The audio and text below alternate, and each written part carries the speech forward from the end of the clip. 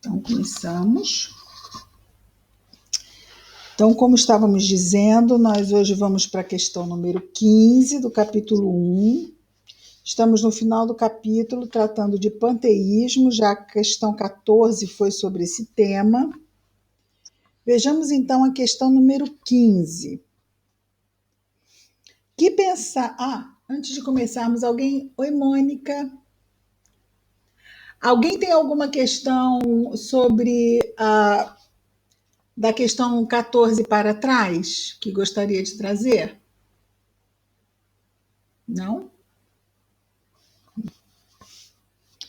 Então, a questão número 15 diz assim: que pensar da opinião segundo a qual todos os corpos da natureza, todos os seres, todos os globos do universo seriam partes da divindade e constituiriam, pelo seu conjunto, a própria divindade, ou seja, que pensar da doutrina panteísta? Então, essa doutrina panteísta, ela confunde o Criador com a sua criação, não é? Então, a criação seria parte integrante do Criador.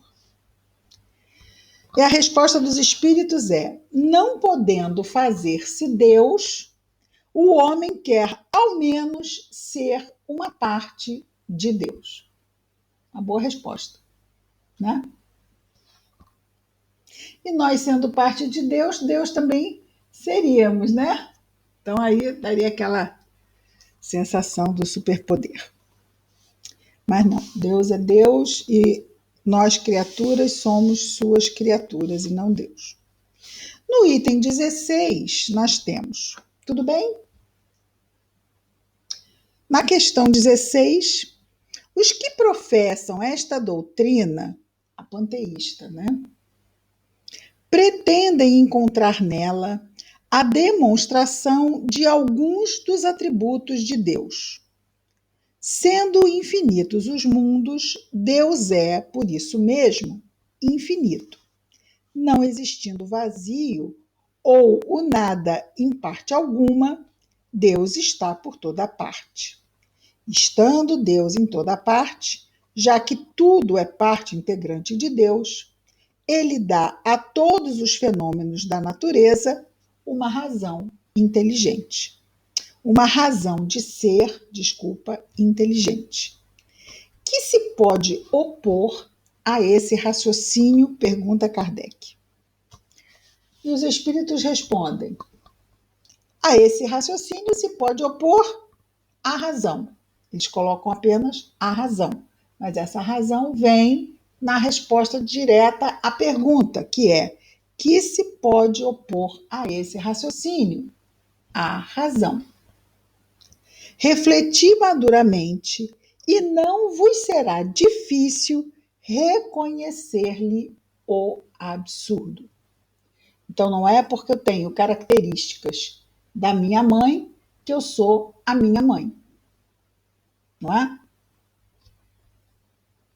E Kardec vai fazer o seguinte comentário, que vai fechar também o capítulo 1. Esta doutrina faz de Deus um ser material. Esta doutrina, a doutrina panteísta. Oi, Roberta. Esta doutrina faz de Deus um ser material que, embora dotado de suprema inteligência, seria em escala maior o que somos em escala menor. Ora, transformando-se incessantemente a matéria, Deus, nesse caso, não teria nenhuma estabilidade e estaria sujeito a todas as vicissitudes, mesmo a todas as necessidades da humanidade. Faltar-lhe-ia um dos atributos essenciais da divindade, a imutabilidade. Não se podem conciliar as propriedades da matéria com a ideia de Deus sem que ele, Deus, fique rebaixado em nosso pensamento. E nenhuma sutileza de sofisma, né, não é nenhum tipo de pensamento, conseguirá resolver o problema de sua natureza íntima. Não sabemos tudo o que ele é, ou seja, não sabemos tudo o que Deus é, mas sabemos o que ele não pode deixar de ser, como imutável, por exemplo. E o sistema acima, o panteísta, está em contradição com as suas propriedades mais essenciais. Confunde o Criador com a criatura, exatamente como se quiséssemos que uma máquina engenhosa fosse parte integrante do mecânico que a concebeu. A inteligência de Deus se revela em suas obras como a de um pintor no seu quadro. Mas as obras de Deus não são o próprio Deus, como o quadro não é o pintor que o concebeu e executou. Nós vemos esse didatismo de Kardec, que sempre chega e a gente fala assim, é quase como se ele perguntasse ao final assim, entendeu? A gente fala, entendi. Agora que você falou assim, eu entendi. Ficou tranquilo, gente? O que vocês acharam?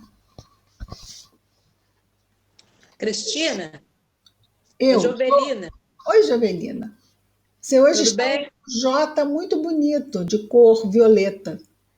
Ah, tá. Essa leitura aqui do panteísmo está me fazendo fazer aquela correlação de que muitas pessoas confundem ou entendem Deus como o universo. Tudo bem. A gente entende que elas entendam, mas a gente entende porque não é assim, não é? Claro, claro, claro. Mas então, eu acho que daí essas correntes filosóficas que muitas vezes elas se ampliam de uma forma tal que elas acabam fazendo confusão na cabeça das pessoas, né? É só um comentário. Sim, mas a confusão, se a gente for comparar com a doutrina, talvez, mas dentro dessas correntes e os seus filósofos, eles não veem confusão, não é? Sim, Eles estão bem com aquela corrente filosófica e com aquele entendimento. É que a gente vai amadurecendo e vai vendo outra perspectiva da verdade, que vai sempre se ampliando e se aprofundando, não é? Quem aprendeu até o primeiro ano não está errado. O que aprendeu está ok. Mas quando ele chegar no segundo ano, ele vai ampliar o conhecimento dele, né? claro, É porque esse ritmo aqui não pode ser forçado, cada um tem o seu ritmo, né? correto. Muito bem, podemos então passar ao capítulo 2?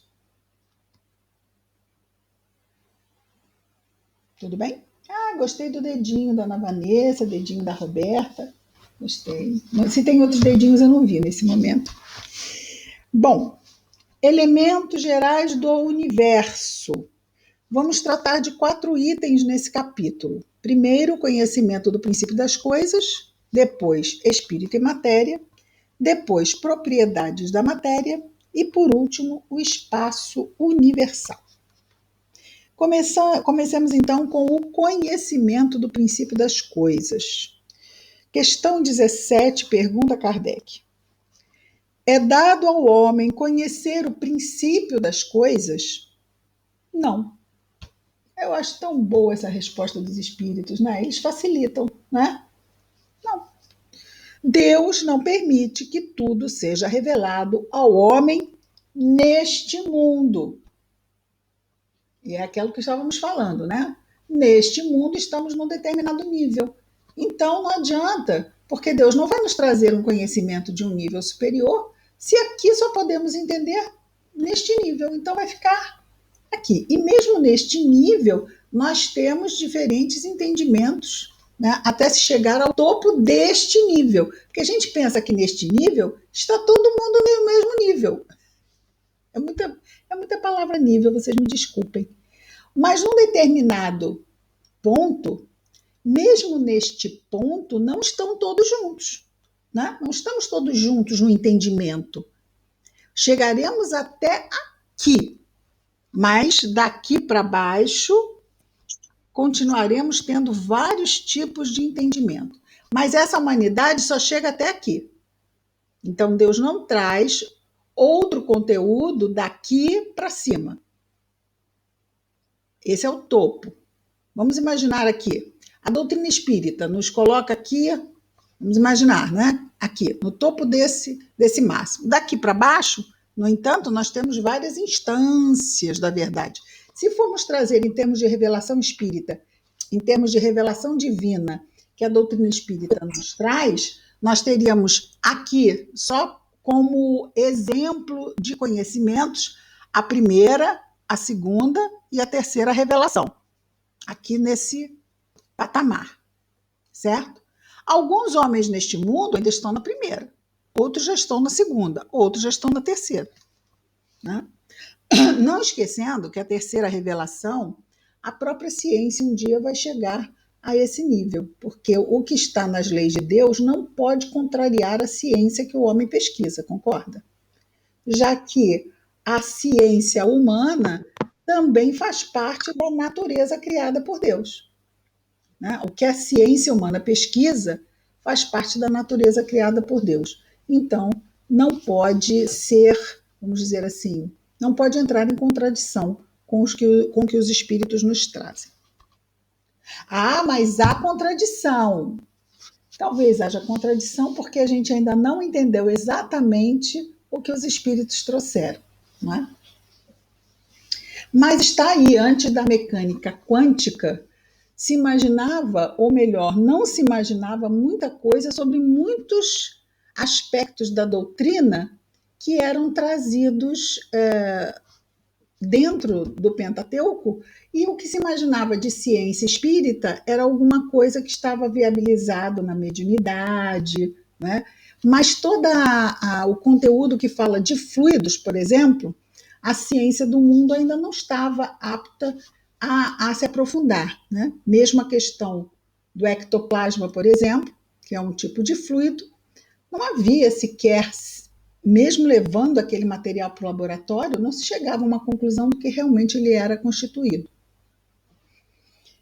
Então, nós estamos nos desenvolvendo também como ciência, não é? Dentro da nossa capacidade de entendermos essa parte da criação material de Deus. Então, Deus não permite, né, que tudo seja revelado ao homem deste mundo, ok? Por que ele não permite? Ele não permite não é por intolerância, não é porque ele não está afim, não é porque ele não vai com a nossa cara, né? É simplesmente porque nós não temos condições ainda de um entendimento mais profundo, por questões de progresso. Porque existe o progresso moral, mas existe também o progresso intelectual, que vem antes, não é? Então, até para entendermos as coisas, temos que ter um progresso intelectual. Item 18. Pergunta Kardec. O homem penetrará um dia o mistério das coisas que lhe são ocultas? Respondem os espíritos. O véu se levanta para ele à medida que se depura, mas para compreender-lhe certas coisas, precisa de faculdades que ainda não possui.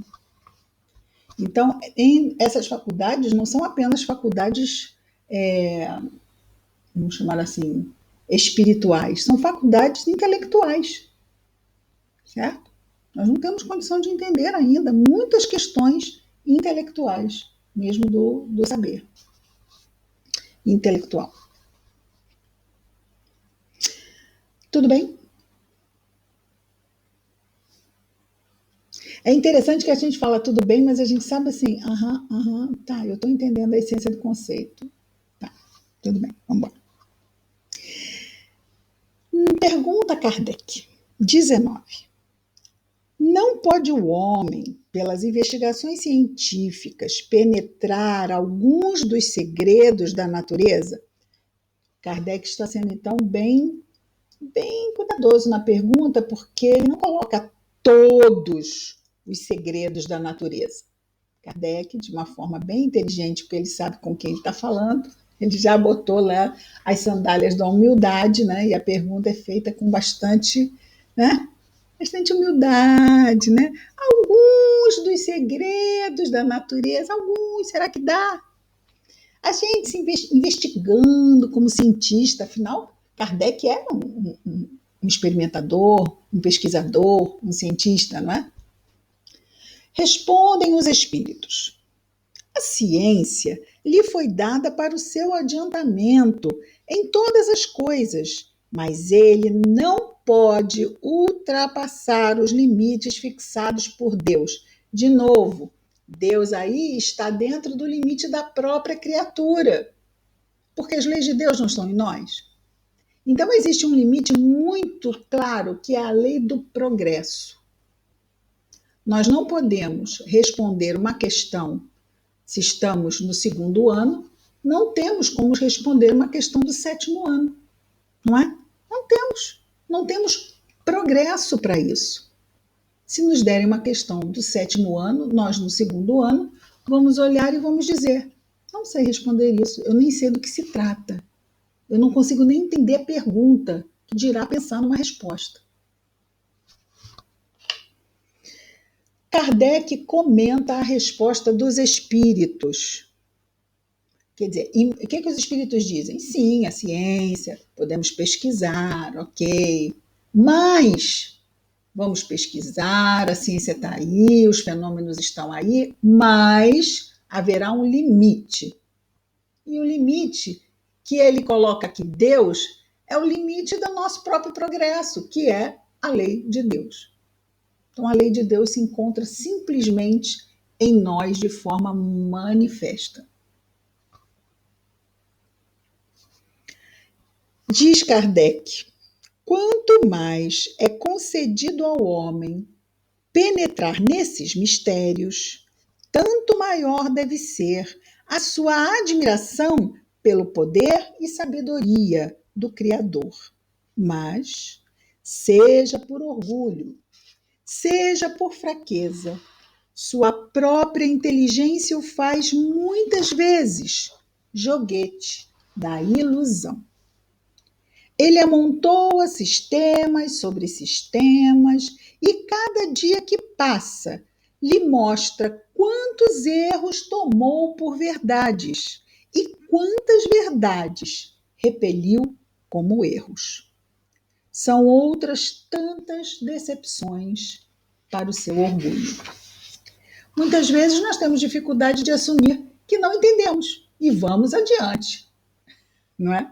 E vamos levando erros por verdades. E muitas vezes, verdades colocamos como erros. Por quê? Porque estamos indo além da nossa capacidade de compreensão. Mas Deus veta isso a nós? Não, também faz parte do processo, não é? Também faz parte do processo. A gente se equivoca, dá 2 passos, dá com os burros na água, volta atrás todo molhado, né, com o rabo entre as pernas, aprende que não devia ser tão audacioso. A gente também aprende quando erra, não é? Muitas vezes até mais. Numa encarnação para outra, ou entre um milênio e outro, um século e outro, quantas coisas o espírito não descobre nas suas quedas e nos seus erros, nas suas precipitações, nas suas impulsividades, nos seus atropelos. Deus permite, por quê? Porque, embora exista um processo mais tranquilo de aprendizado, muitas vezes a gente sabe que o imaturo, ele é muito o quê? Às vezes ele é muito intenso, ele vai mesmo, ele mete a cara, ele se atropela direto. A gente não vê acontecer isso com o jovem? O espírito imaturo, ele faz a mesma coisa que um adolescente, na sua impulsividade, na sua ideia de eu sei tudo, deixa que eu resolvo, eu é que sei. Então, Deus fala, ok, vai lá. Porque ele sabe exatamente como a parábola dos 2 filhos. Ele sabe que ele vai ter 2 trabalhos. O de ir e o de voltar. Mas quando ele voltar, ele vai voltar mais amadurecido. Então Deus deixa ir. O que pior poderia acontecer a um filho nosso? Ele morrer, não é? Mas isso não acontece com Deus, porque nenhum dos seus filhos morre, não é? Então ele diz: vai lá, vai. Nenhum dos nossos filhos morre, mas pode desencarnar, e para nós é como uma morte, não é? Porque vamos viver aquela perda efetiva. Mas não existe isso nas questões espirituais. Então só há ganhos, mesmo nas quedas, só há ganhos. A gente se impacta muito com uma queda, não é? Quase como se a gente não pudesse cair. E agora? E agora? Deu errado. Não é que deu errado, é que o caminho tomado vai exigir outras tantas situações do que se fosse aquela escolha. Levaremos um pouco mais de tempo, será um pouco mais doloroso, mas não é inválido, não deixa de ser válido. Né? Nos é permitido também escolher os caminhos mais difíceis, não tem problema algum. Tudo bem? Alguém quer comentar alguma coisa? Fiquem à vontade. Entrou mais gente, vamos ver quem entrou. Sayonara, Georgina, Ana, Cecília, recebam todas um beijo. E aí tem Moto G, que eu não sei quem é. Toda hora o meu tá ficando ruim. Toda hora eu desligo, ele volta e sai, a internet está horrível. Tadinha, meu Deus do céu. Não tem problema. Olha só, Icleia, não fique tensa. Depois a gente vai colocar lá no canal o vídeo, tá bom? Relaxa, calma. Mas eu sei que isso estressa. Eu sei. Vamos ao 20. Cris. Eu. Fala, Ana. Oi, eu. Por mais que a gente tente assimilar, né, até faz parte essas coisas, eu vou comentar até agora, para a gente repensar e trazer doutrina novamente para a vida da gente. Agora está um caso muito forte e impactante, esse que aconteceu da menina, você deve ter visto aí, e a coisa toda que está em volta, né? Porque não é só o caso, é o que está sendo remexido, né? Nessa situação toda, né? E as pessoas que você achava, pelo menos eu tenho visto isso, pessoas que eu achava que tinham uma diretriz e defendiam uma coisa, agora estão se revendo certas questões e na verdade, assim, estão colocando posições totalmente diferentes. Quando a gente vê que as visões de uma situação, né? Então, você está acontecendo alguma coisa aqui no mundo físico, certo? Sim. Está acontecendo. Então, vamos para o andar de cima e vamos olhar. Temos um grupo de pessoas reencarnadas, não é isso? E coisas estão acontecendo. Coisas ruins, mas existem aprendizados sendo tidos ali. Isso no mundo todo, né? Você está trazendo esse caso.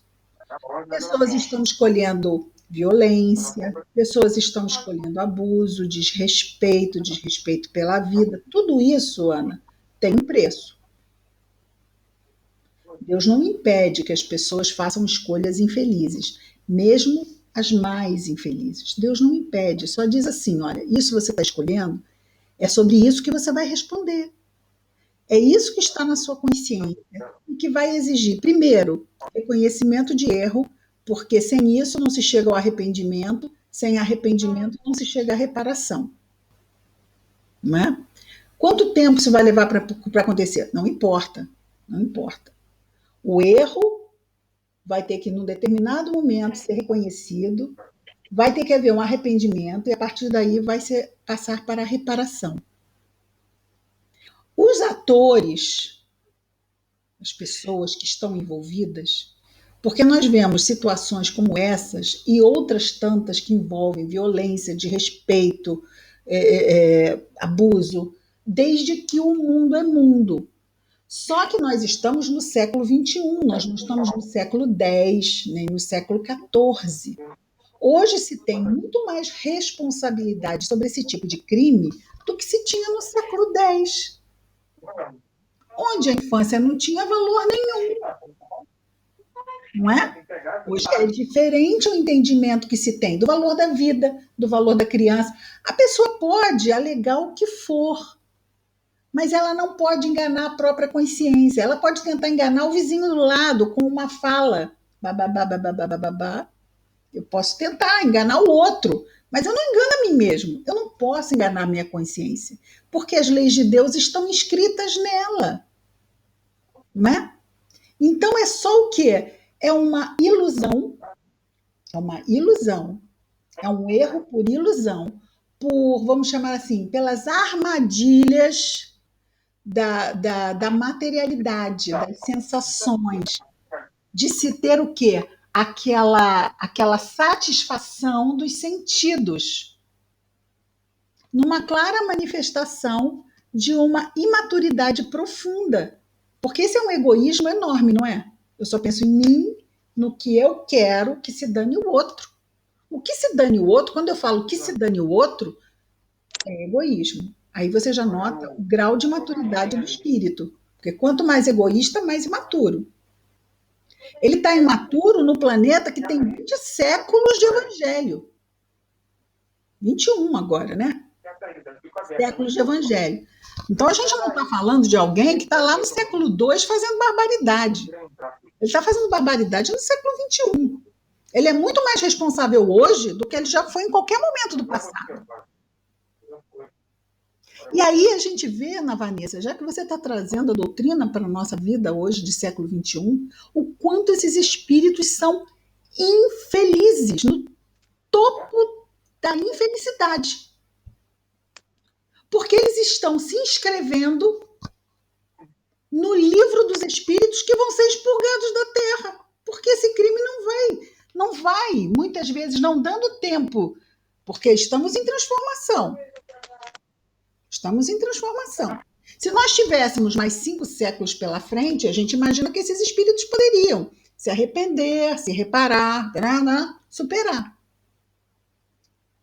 Mas nós estamos em fase de transformação. Essa é aquela fase em que vai bode para um lado e ovelha para o outro. Enquanto eu digo assim, olha, está aqui minha carteirinha de bode, Deus fala o quê? Ok, não tem problema, você continua sendo meu filho, eu continuo te amando. E você vai melhorar, e um dia você vai ser espírito puro, sem problema. Mas nesse momento, olha, como bode, você já vai estar começando a se alinhar para um outro lado.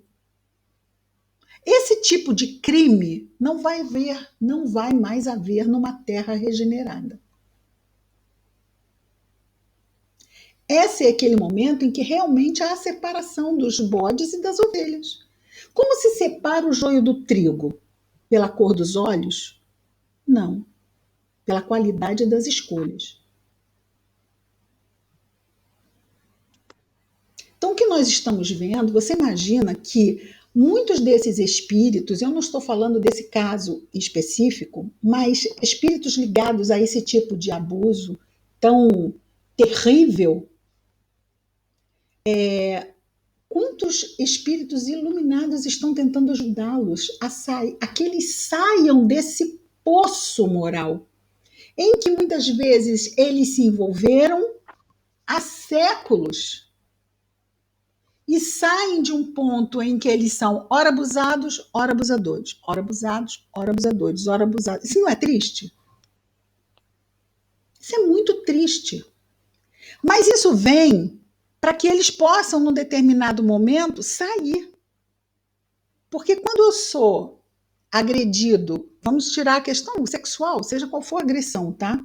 Quando eu sou agredido, eu tenho que escolher se eu revido, e aí eu continuo alimentando a roda da causa e efeito, causa e efeito, causa e efeito, causa e efeito, ou se eu paro e deixo com aquele que escolheu errar o seu erro e digo, você resolveu errar, mas eu estou fora. eu tô fora, eu quero outra coisa para minha vida. E é o que Jesus fala de dar a outra face, tipo assim, você não tem que repetir isso. Faz diferente. Faz diferente. O que acontece quando você não dá outra face? Você dá na cara do outro, não é? Porque é isso. Ou você não revida ou você revida. O outro me dá. O que era antigamente? Olho por olho, né? Me deu um tapa, eu dou o tapa no outro. O que vem depois? O outro me devolve o tapa e eu devolvo o tapa no outro. E assim fica. Isso leva séculos. Séculos, pode levar milênios de um dando tapa no outro e reencarna e continua. Um é vítima, um é o agressor, um é vítima, o agressor. Até que chega uma hora que a pessoa diz assim, parou, eu não aguento mais. Geralmente não são os dois que chegam nessa conclusão ao mesmo tempo. Um sai. Nessa questão vai acontecer a mesma coisa. A gente fica triste, dá revolta, dá raiva, dá vontade, dá tudo isso. Quando a gente pensa como encarnado, aqui nós estamos pensando como desencarnados. Olha que exercício incrível que a gente está fazendo. Não é, Ana Vanessa? Você não acha interessante? É um exercício. A gente precisa pensar como desencarnado, porque a gente está aqui só um pouco, daqui a pouco a gente não vai estar mais aqui. Quer dizer, daqui a pouco para um espírito imortal. Daqui a 30 anos é mais um pouco, tá? Não vamos pensar, ai, vou morrer amanhã. Não, mas daqui a 30 anos é mais, para mim, que já estou dessa idade, a Ana Vanessa vai ficar mais uns 50. Mas é mais um pouco, é tudo muito rápido. E quando a gente começa a pensar como espíritos, a gente pensa assim, tá? A gente vai desencarnar. Aí a gente pensa, quem não quer aqui estar nas equipes de amparo e socorro do mundo espiritual? Alguém pensou nisso já? Gostariam de participar de uma equipe de socorro e amparo do mundo espiritual? Vocês gostariam? Eu só penso nisso. Quem? Eu, Ana. Você pensa nisso, Ana? Agora, quem é que a gente vai socorrer no mundo espiritual, Ana? Pois é. Assassino, estuprador, tá? Só para, Ana Vanessa, só para te avisar quem que você vai socorrer do lado de lá, tá? São esses. Aí a gente vai conhecer as histórias. Como que essa criatura parou ali? Aí a gente vai entender por que Maria ela intercede por Agenor Penalva, que está interno na colônia espiritual Maria de Nazaré, e que havia um despacho, olha só, havia um despacho de encruzilhada não, é um encaminhamento para Agenor Penalva ser transferido para um planeta inferior à Terra. Nós estamos falando aqui, né? Separação dos bodes. Agenor Penalva, ele era chefe de falange perversa, era um obsessor terrível. Está lá narrado. Estava já encaminhado para ser transferido para um planeta inferior à Terra. No entanto, Maria intercedeu pessoalmente junto a Jesus por Agenor, para que ele não fosse transferido. E que todos aqueles que o atendem na colônia, veja, a gente pensa, mas precisava ela dizer isso? Mas ela colocou expresso lá, tivessem a máxima paciência com ele, a máxima paciência com ele. Agenor recebia há anos encontros de estudo diário do Evangelho.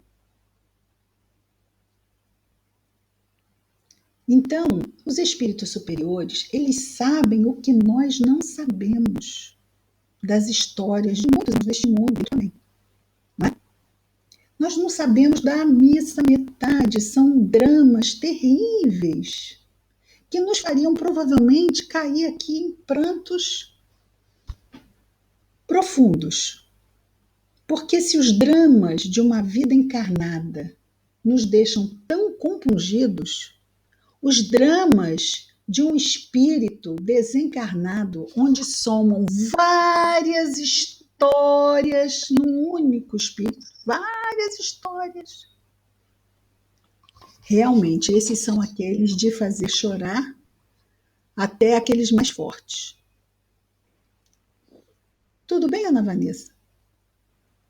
Ô, Cristina, Sim, Robertinha. Roberta. Quando eu li o drama da Bretanha, e ali Dona Ivone? não, é Andréia, né? Aquela, Dona como é que Ivone, Andréia. É que eu só li esse livro da Dona Ivone, então eu só sei isso. Esse é o terceiro, né? Você não sabe como é que ela parou ali, né? Esse é o terceiro. Isso. Não sei, é porque ele estava gratuito na Amazon. Aí eu, vou ler. Como a vida das pessoas, por mais assim que ela tenha se matado, né, se suicidado, ela mudou. Todo mundo pensou no que aconteceu. Acho que cada um refletiu e melhorou, né? Porque a mãe refletiu também, né? O estuprador, todo mundo mudou, todo mundo caiu em si por um fato que obviamente não estava O programado, mas eu estuprador acho que você chama é o homem que se envolveu com ela e que a engravidou? mas não era estuprador? Não era estuprador. Porque botou no livro assim que forçou, aí eu, forçou, estuprou. Olha só, ela não tinha muito juízo. Ela era muito. Sempre foi. Se você for ver os livros, ela tem essa característica. Ela é muito impulsiva. Ela tem essa coisa do espírito imaturo. Ela não pensa, ela age, ela não é reflexiva, ela é impulsiva, é geniosa. Então, tudo isso não favorece, não é? Então, na verdade, o que houve, ela foi seduzida. Ela foi seduzida. Talvez ele, malandramente, não é? Pegando aquele jeito dela, sem cabeça, aquela jovenzinha descerebrada, ele foi e seduziu-a. Mas não foi uma violência. Porque ela, assim, ela falou que ela não queria, aí foi até, eu acho que a última noite, né? E ele meio que deu uma forçada na situação. Mas ela acabou criando essa situação. Ela não precisava ter criado. Sim. Ela favoreceu algo, né? Depois se arrependeu. Mas é aquela história. Ela não tinha uma ideia de que ele seria muito nobre e no final diria assim, não, mas a princesa não quer, então tudo bem, tchau você. Não é? Sim, mas é tal coisa, olha só, ela teve mudou. Hã? Como a vida também das pessoas, tudo assim, mesmo no pior do mundo ali para aquela pessoa, como muda a visão de todos os que estão em volta. Como foi importante para ela aquele erro? Juízo não tinha. Então, praticamente, ela caminha sempre na direção do erro. Quem não tem juízo, eles têm aquela atração irresistível pelo erro, né? Porque é impulsivo, pensa o que quer e não o que é melhor, né? E acaba errando. Mas como a gente aprende com isso? Você veja, esse é o terceiro livro. Se você ler o primeiro e o segundo, você vai ver que ela vem de uma sequência de erros. E às vezes a gente precisa cair em mais de uma ou mais de duas para finalmente a gente despertar. Sabe como? Nesse suicídio, ela foi levada por uma organização, né, trevosa, ela foi mantida prisioneira e ela foi muito torturada. Foi um período na erraticidade muito terrível para ela, né? Então, aí de novo, né? Mas ela tinha uma ligação com a família espiritual do Dr. Bezerra, aquela família do primeiro livro que é massacrada, tá todo mundo numa instância superior, mas ela não. Então, quando nós vemos alguém preso no Vale dos Suicidas, alguém preso numa região trevosa, sendo torturado, e a gente diz, mas será que ninguém vai tirar de lá? Muitos esforços são feitos para tirar muitas pessoas de muitos lugares ruins, mas não podemos esquecer que foi a pessoa que se botou lá. Ela criou condições de estar ali. Não foi nada à revelia da própria lei. Mas mesmo assim são feitos trabalhos ingentes de se tirar espíritos de regiões trevosas, ingentes. A própria Dona Ivone conta um caso de que ela saía em desdobramento do sono, do físico, não é? Se encontrava com o doutor Bezerra e ia em regiões para resgatar suicidas de regiões trevosas onde eles se mantinham cativos, porque o suicida ele está muito vulnerável, né? Ele não tem sequer uma mente que o permita revidar qualquer coisa ou lutar por qualquer coisa. Então é por isso que eles são recolhidos e são levados para o vale para estarem protegidos. Mas quando o suicida ele está ligado a algum tipo de crime, e no caso ela estava grávida, né? E ela tinha um obsessor que estava o obsessor dela no livro. Esse obsessor você não sabe de onde ele apareceu, né? Não sabe. Você viu aquele rapaz que cai da sacada e fica paralítico? Porque ele se suicidou por causa dela na encarnação anterior, porque ela o abandona, ela era casada com ele. Entendeu? E aí. São assim no livro. Eu vou ler esses dois, então, antes, que aí dá para linkar tudo. Exatamente. Agora você veja, por que ela tinha esse obsessor que, com certeza, dificultou muito a vida dela nessa história? Porque ele a induziu, ele ainda tinha essa. Como ela se sentia culpada, a culpa é uma chave importante nesse processo obsessivo para fazer o obsidiado ceder vamos chamar assim, as induções que o obsessor tenta fazer com ele, né? E é a culpa. E ela, como tinha traído o filho dele, e por causa disso ele tinha se suicidado, ele era pai biológico no segundo livro, na segunda história.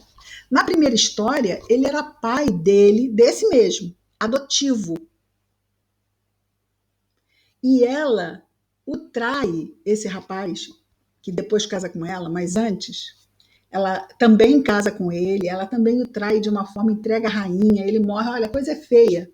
A história é um babado muito ruim. Ou seja, o pai viu o filho sofrer da primeira, o filho sofrer da segunda, na terceira ele não esperou. Ele ficou, estava desencarnado, grudou nela. Por quê? Porque o rapaz estava encarnado de novo. Aliás, ele era o pretendido dela, né? Não foi porque ficou paralítico, passou a ser o irmão. Certo?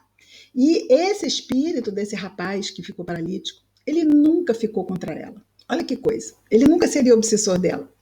Sempre amou, sempre a perdoou. Olha que fantástico. Mas o pai não foi tão magnânimo. E provavelmente ele estava ali esperando por ela quando ela se jogou no mar. Muito provavelmente foi ele que a levou. Entendeu? Depois, é claro que ela foi socorrida, é claro que ela foi levada. Estávamos até contando, né, que ela fazia esses resgates, ela chegava nas regiões, e como essas regiões ficam abaixo da crosta, nem ela nem o Dr. Bezerra iam lá, nessas regiões, para buscar os suicidas. Quem ia? Os espíritos ligados à Umbanda. Ela cita isso.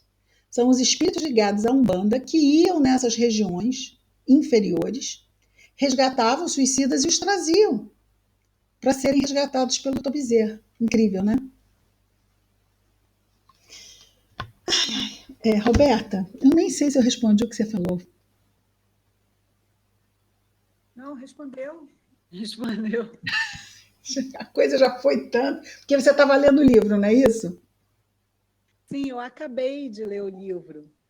Aí eu lembrei assim de tudo o que acontece também ao redor. E também de uma tragédia você pode tirar coisas boas também. Sempre. Para todo mundo sempre, ali, da família sempre, e tudo. Sempre. Não só. A questão, ali, na hora, não sei, porque é muita dor junta para elaborar. Mas na questão espiritual, ela foi Ivone. Bom, depois disso ela se matou de novo, né? A gente sabe, né? Antes dela ser Ivone, ela cometeu um outro suicídio no final do século XIX, se jogando no rio e morrendo afogada. Isso antes de ser Ivone. Ela de novo, viu, Roberta? Ela casa com ele no século XIX, viu? Ela de novo trai. Isso é spoiler, hein? Mas é porque é uma história que já aconteceu. Ela de novo trai, e aí ela não suporta e se mata, né? Ela não suporta a própria dor de tê-lo traído e se mata. E reencarna como Ivone. E a gente vai ver que na história de Camilo Castelo Branco, Camilo fala dela, fala que ela estava ali, fala que ela reencarnou. Ele está no, o Charles está lá, trabalha como médico no hospital. O próprio Roberto de Canaleiras trabalha no hospital como médico.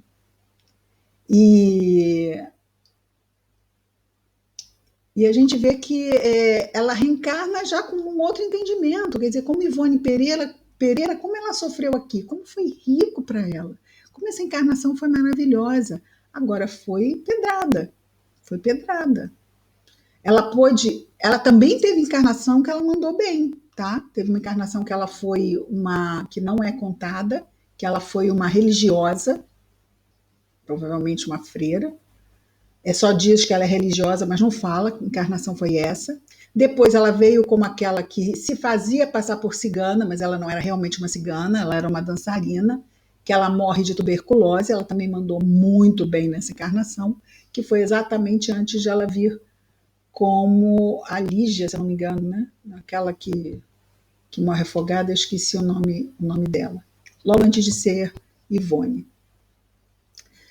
Mas ela também teve encarnações bem-sucedidas, geralmente quando ela não tem nada, porque é aquela história da porta estreita e da porta larga. Quando você é rico, bonito, e ela era sempre assim, ela não nascia bonita, né? Ela nascia linda. Uma coisa assim, uma prova danada, né? Porque se você vai ler a descrição dela em todos os livros, ela é linda, linda, linda, linda, linda. E rica. Aí, né? Complicado, né? Vamos combinar, né? Provas difíceis, essas provas de fartura.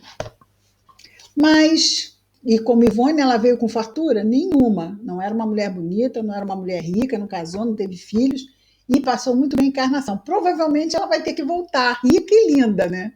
Ela vai ter que voltar rica e linda, né? A gente pensa assim, mas isso é maravilhoso. Para ela não é não. Porque toda vez que ela veio rica e linda, a coisa foi difícil. Então, é interessante a gente ver isso, né? Como é que a qualidade de uma prova, para uns pode ser tão maravilhoso e para outros dizer assim, quero não. Né? Me deixa em manca. Que nem lá no Missionários da Luz, né? Que uma moça vai reencarnar, né? E ela fala assim, quero ir manca, quero ir coxa. Melhor. Bom, vamos lá? Tudo bem? Então, a gente está aqui já vimos... Em qual que a gente está, gente? Eu estou perdidinha. Qual é o número da questão? A gente já está na 20? 20. Ah, tá. Então vamos fechar essa parte aqui do conhecimento do princípio das coisas com a questão número 20, então. Kardec pergunta: fora das investigações científicas, pode o homem receber comunicações de ordem mais elevada acerca do que lhe escapa aos testemunhos dos sentidos? Fora das investigações científicas, como naquelas reuniões que ele fazia, reuniões sérias, não é? E aí os espíritos respondem que sim. Sim, a pergunta é: pode o homem receber? Sim, o homem pode receber comunicações de ordem mais elevada acerca do que lhe escapa dos testemunhos dos sentidos, se a espiritualidade superior achar útil. Então, ele não vai receber isso porque ele quer, porque ele está pedindo, porque ele vai fazer promessa, pagar penitência. Nada disso vai fazer com que ele receba uma resposta superior, a não ser que os espíritos superiores acharem que isso é útil. Por exemplo, revelar encarnações quando os espíritos nos permitem saber através de sonhos o que fomos em encarnações passadas. Isso acontece quando eles julgam ser útil. Então, isso vai acontecer apenas em caráter excepcional ou por outro meio que chegue algum tipo de informação de ordem superior, que nós não temos como saber aqui através dos nossos 5 sentidos, porque eles julgam que aquela determinada informação pode nos ser útil. E Kardec, assim, sim, se o julgar útil, Deus pode revelar-lhe aquilo que a ciência não consegue apreender. Ou seja, se não vier por parte de um espírito essa informação, ele não tem como ter acesso a ela. Comenta Kardec, é por isso... Não é nada por isso, eu li mal. É por meio dessas comunicações que o homem adquire, dentro de certos limites, o conhecimento do seu passado e do seu destino futuro. Então, nós falamos aqui das encarnações passadas, mas também podem ver sonhos premonitórios, falando de coisas que podem estar para acontecer. Tá? E isso se eles julgarem que a informação possa ser útil. Tudo bem? Então, alguma questão que quereríamos trazer ainda hoje sobre o que vimos? Agora, esse exercício, né, Ana Vanessa, é bem interessante, né? Se a gente puder, sobre cada situação que a gente vê na televisão, a gente puder fazer como Kardec sugere, né, nos colocarmos aqui e avaliarmos aquela história como espíritos imortais, como se estivéssemos nós, desencarnados, avaliando o que está acontecendo ali entre os encarnados. É um exercício bem interessante. E não vamos esquecer, cuidado com o que a gente pede. A gente quer trabalhar socorrendo espírito, aí a gente vai socorrer aqueles que a gente queria ver, né? Nunca mais ter que cruzar com um tipo de criatura daquela. A gente não só vai cruzar, como ainda vai ajudar a amparar.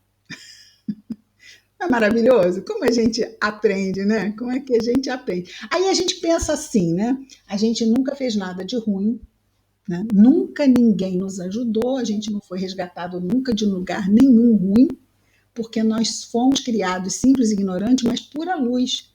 Nós somos os únicos seres da criação que jamais erramos e jamais estivemos em nenhum lugar ruim. É isso. Só que não, né? Com certeza também fomos amparados com muito amor e carinho nas nossas quedas. E é por isso que aqui estamos hoje, né? Com a graça de Deus. Tudo bem? Cecília, olá, Cecília. Cristina, esse Agenor Peralva, como é que eu acho a história dele?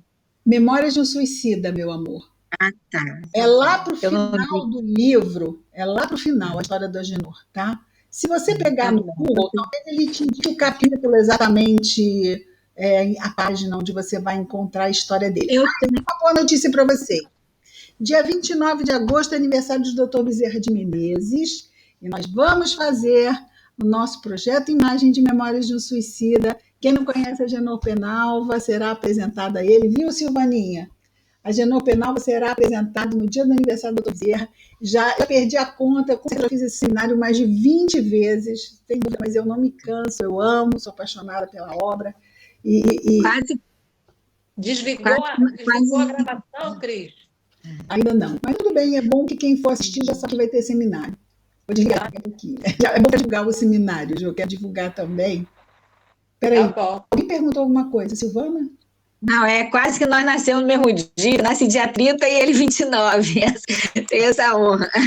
Bezerra, você nasceu dia 30 de agosto? Eu nasci 30 de agosto,